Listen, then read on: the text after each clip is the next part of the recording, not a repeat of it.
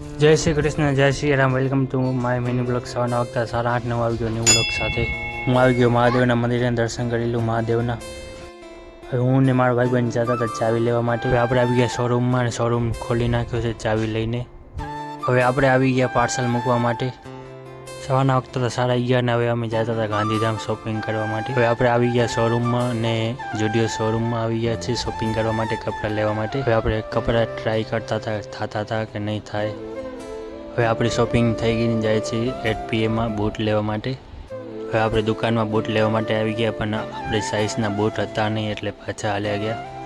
હવે આપણે આવી ગયા શેરડીનો રસ. હવે અમે આવી ગયા લોફરના શોરૂમે લેવા માટે, લોફર લેવાના હતા.